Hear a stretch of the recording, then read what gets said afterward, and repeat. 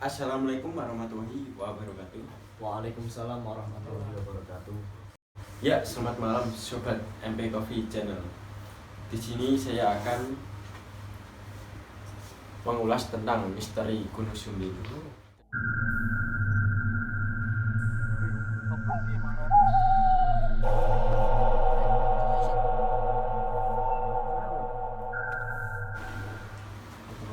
Dan di samping saya ada teman saya. Monggo perkenalkan Mas Raffi. Nama saya Muhammad Ragil Arsandi, asal Kota Kudus. Ya, sebelum cerita, mari teman-teman bisa komen dan subscribe ya. Bisa juga. Tuh. Ya. Bisa sekarang, bisa diceritakan sekarang Mas Raffi. Oh ya.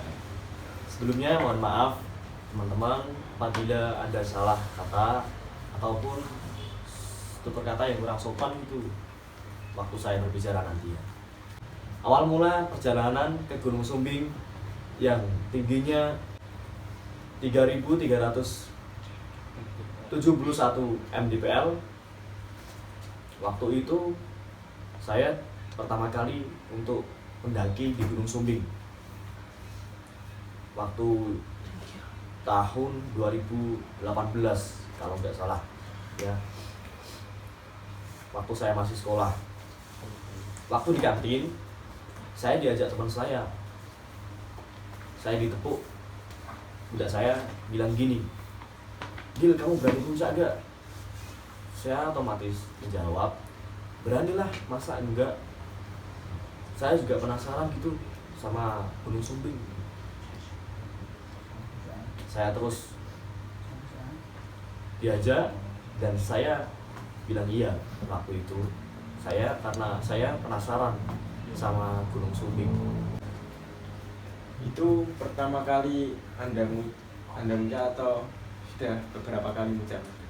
Oh, waktu itu saya pertama kali Mas Bayu, karena waktu itu pengalaman pertama saya muncak di Gunung Sumbing. Kan sebelumnya saya tidak tahu Gunung Sumbing itu seperti apa, di mana. Maka dari itu saya penasaran. Di pikiran saya, wah kayaknya menantang ini. Untuk pertama kalinya saya muncak, ya saya penasaran lah. Coba lah. Iya, coba. Dan selanjutnya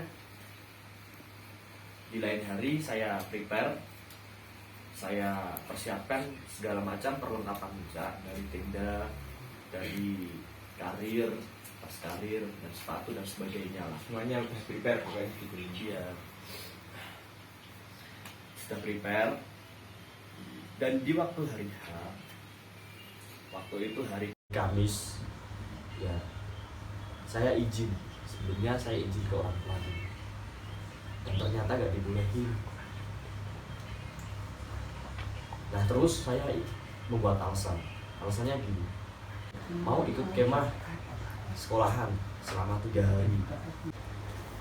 Saya izinnya itu Mas Bayu pagi hari sebelum berangkat. Saya ditanyain, kenapa kok semua perlengkapan dibawa? Kenapa kok pakai tas besar? Kenapa kok pakai matras? Karena sebelumnya kan nggak pernah pakai gitu. Nah, ditanyain sama orang tua saya seperti itu. Dan setelah itu siangnya saya prepare untuk berangkat ke sana. Karena ada panggilan darurat dari sekolahan, saya berangkatnya diundur sama teman saya. Berapa orang? Oh, semuanya total ada 10 orang. Tapi yang berangkat pertama hanya 8 orang. Itu yang pertama kali berangkat jam 12 siang setelah duhur.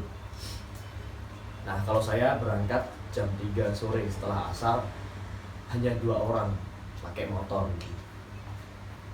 Yang lainnya itu juga pakai motor itu? Iya, pakai motor. Dan apa namanya?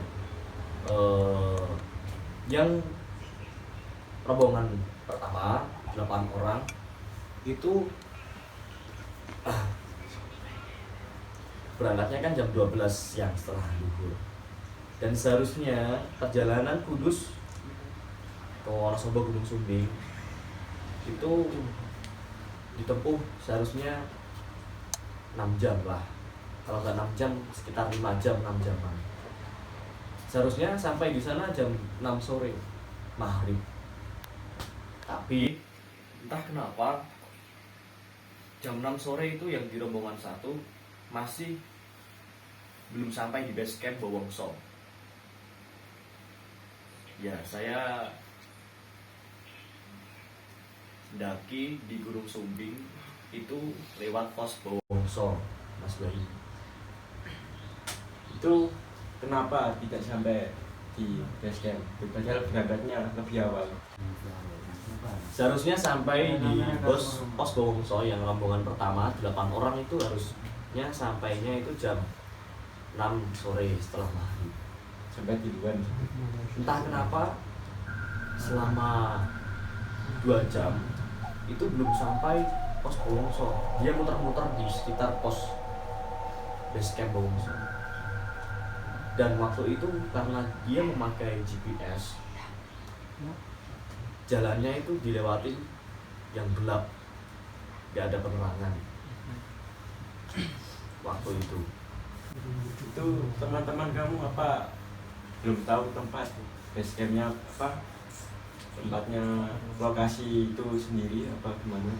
iya, karena teman saya nggak pernah ke sana. Itu waktu pertama kali kita bersepuluh ke sana. Nah, kalau cerita saya yang 2 orang itu berangkat kan setelah asar berangkat, lalu saya dan teman saya sampai itu jam 9. Nah, anehnya kalau 8 orang tadi tidak bertemu dengan saya dan teman saya itu gak sampai base camp karena dia kelihatan kebingungan semua selama 2 jam itu keliling-keliling gak sampai base camp. Waktu itu jam 9 saya dan teman saya yang namanya Fikri melihat ada 8 rombongan atau 8 orang, satu rombongan yang teman saya itu tadi di depan saya. Nah, saya samperin, saya bilang gini, loh kamu kok belum sampai di pos Bowongso?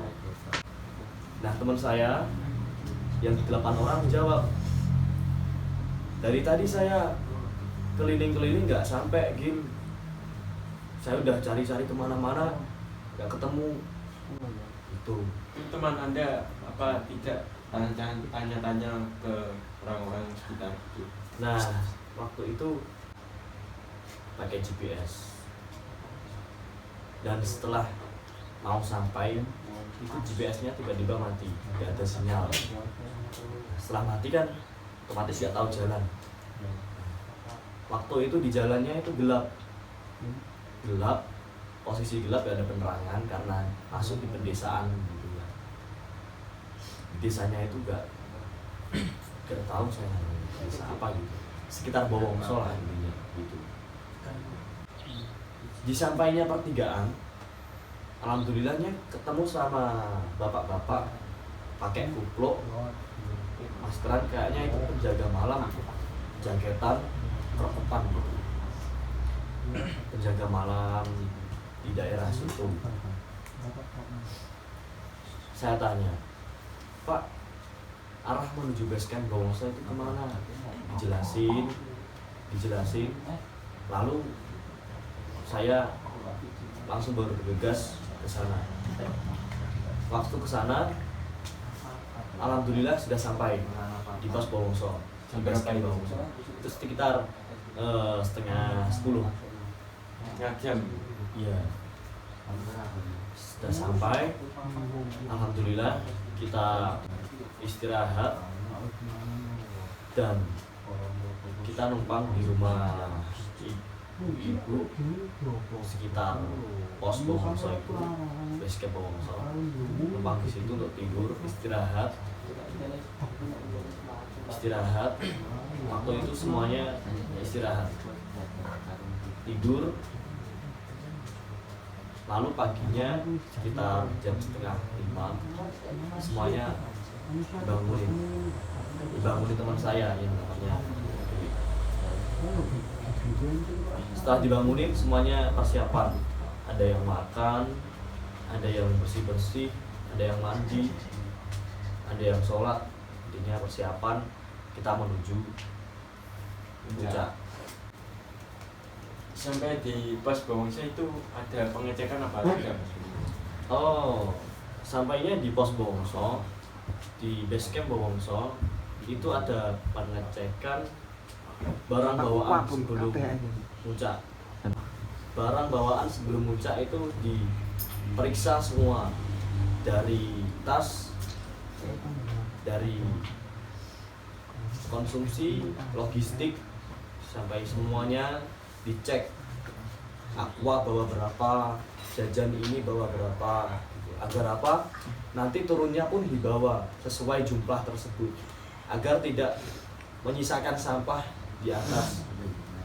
Sayang sekali kalau sampahnya tinggal di atas, mencemari lingkungan, ya kan benar. Nah, ada ganjilnya lagi. Kejadian ganjil itu waktu di pos ojek. Itu kenapa itu? Di awal pangkalan ojek, saya dan teman saya itu orang 10 awal di pangkalan ojek sampai turun pangkalan ojek itu semuanya teman saya satu kali tempuh. Nah, ganjilnya itu di saya. Barang-barang saya itu sama teman saya, beratnya sama. Tapi waktu saya naik itu 3 kali ganti motor. Beda sama teman saya, hanya 1 kali sampai. Nah, motor pertama di tengah perjalanan tiba-tiba rantainya putus. Saya disuruh menunggu ojek yang turun dari atas. Lalu yang dari atas bantu saya untuk naik lagi. Dan saya kan naik ke ojek kedua. Lalu di tengah perjalanan saya diberhentikan karena mesinnya itu tiba-tiba mati. Dan saya berhenti lagi menunggu cek yang dari atas ke bawah. Lalu yang ketiga ini sampai di atas turunan pangkalan ojek. Nah, sampai turun kita sudah berkumpul bersepuluh. Kita berdoa sebelum awal mula kita ke puncak. Kita berdoa terlebih dahulu agar diberi keselamatan, ya kan? Itu waktu ke puncak itu